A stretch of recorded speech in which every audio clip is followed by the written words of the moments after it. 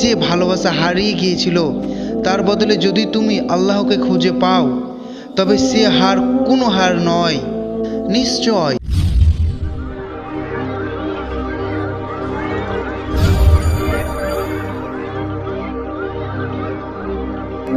এই গল্পটা আমাদের সবার মতো একজন ছেলেকে নিয়ে, যার ভালোবাসা ছিল বিশুদ্ধ, কিন্তু ভালোবাসার মানুষটা ছিল ভিন্ন। সে বলেছিল তুমি ছাড়া আমি বাঁচব না, কিন্তু আজ সেই মানুষটাই তাকে বলল আমার জীবন থেকে চলে যাও, আমি তো কখনোই ভালোবাসিনি তোমাকে। সেদিন থেকে ছেলেটা ভেঙে পড়ল। খাওয়া নেই, ঘুম নেই, বন্ধুরা মজা করলো, পরিবার বুঝলো না।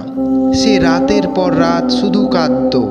শেষমেশ একদিন সে ভাবলো এই জীবন আর রাখবো না। কিন্তু ঠিক সেই মুহূর্তে সে দেখলো তার ছোটবেলার একটা কোরআন, ধুলো মাখা, অনেক দিন ছোঁয়া হয়নি। হাত বাড়ালো, খুলে পড়লো প্রথম আয়াত, আল্লাহ তওবাকারীদের ভালোবাসেন, সূরা বাকারা। সে বুঝলো এই পৃথিবীতে কেউ চিরস্থায়ী নয়, ভালোবাসা ছিনিয়ে নেওয়া যায়, কেউ ছিনিয়ে নিতে পারে না। সে রুকুতে গেল, সেজদায় পড়ল, চোখের জলে ভিজে গেল তার জায়নামাজ।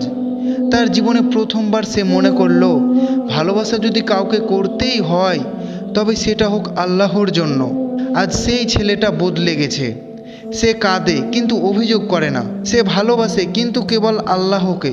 প্রতিদিন সে একটি আয়াত পড়ে, প্রতিদিন সে নামাজে দাঁড়ায়, কারণ সে জানে আল্লাহর দরজা কখনো বন্ধ হয় না। আমাদের জীবনে অনেকেই আসবে যাবে, কিন্তু যে ভালোবাসা হারিয়ে গিয়েছিল তার বদলে যদি তুমি আল্লাহকে খুঁজে পাও তবে সে হার কোনো হার নয়। নিশ্চয় আল্লাহর স্মরণেই হৃদয় প্রশান্তি পায়। সূরা রাদ আয়াত নাম্বার 28। তুমি যদি আজ হারিয়ে যাও তবে ফিরে এসো, তুমি একা নও, তোমার জন্য আছেন রব, যিনি কখনো ভুলেন না। ভাই বোন, এই ভিডিও যদি তোমার হৃদয় স্পর্শ করে তাহলে কমেন্টে লিখো আমি ফিরে আসতে চাই। আর এই ভিডিওটা একজন হারিয়ে যাওয়া